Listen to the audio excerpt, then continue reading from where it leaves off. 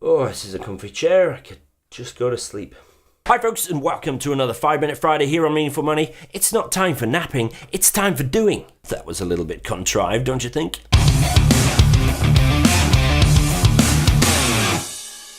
Today I'm going to talk about how to spot a scam. Incredibly, despite the weight of regulation on financial services in this country, there are still far too many scams, far too many crooks around trying to part you from your money. So here are just a few ways that you can spot that before it happens. So let's stick 5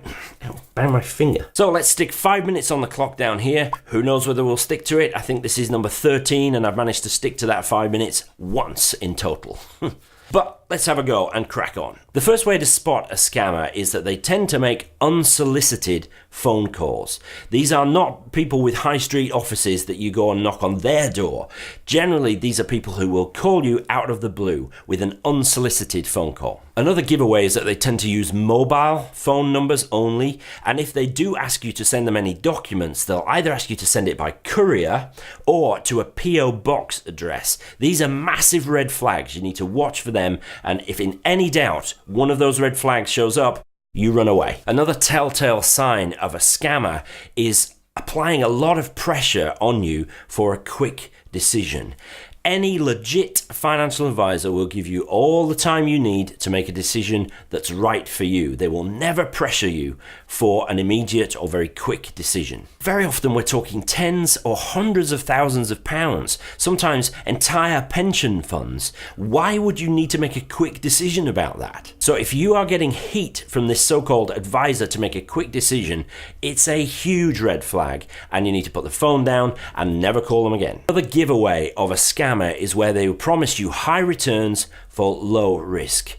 I've been doing this job 20 years and I haven't yet found an investment which offers high returns for low risks. Long-term listeners to my podcast, long-term viewers of these videos will know risk and return are intrinsically linked. High risk can give you high returns, but lots of ups and downs along the way. Low risk investments generally give you lower returns. It is impossible to have a high return investment for low risk.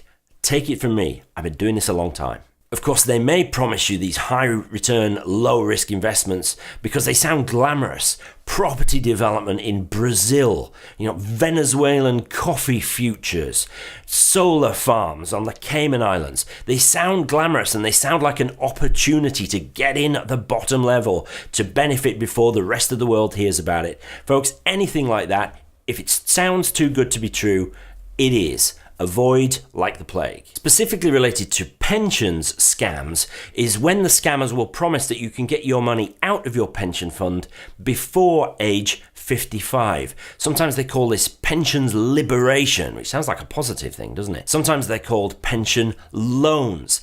And the fact remains, folks, it's very, very rare where you can get money out of your pension before age 55 without paying massive tax penalties. Only in the event of severe ill health, which has to be proven in great detail, can you access your pension before age 55. Anybody promising to do it with complex offshore planning, you might hear the term QROPS, QROPS. Avoid that stuff. It's a scam and it's designed to part you with your money and incur you massive tax charges. So, unsolicited phone calls, high pressure sales tactics, promises of high returns for low risk, unlocking pensions before age 55. These are the classic giveaways for scammers. So what do you do if you are targeted by one of these scammers? Well, firstly, never ever act on an unsolicited phone call. That's a simple rule which, if you follow it, will keep you safe 98% of the time. If anybody claims to be a financial advisor, you can check whether that's true or not very quickly on the FCA register. That's the Financial Conduct Authority. It's the regulatory body for financial advisors. If a person is on that register, it will show up and give you their contact details so you can double check whether they are truly who they say they are. And remember, if it sounds too good to be true, it probably is. Don't be greedy. Trust your gut instinct that this is something fishy. And if you think you have been scammed out of some money, then you need to contact the police urgently. It's a messed up world that allows people to attack and destroy people's lifetime savings in this way. But the best thing you can do to keep yourself safe is to never ever act on an unsolicited phone call. Thanks for watching 5 Minute Friday. Really appreciate your time. Stay safe out there, folks.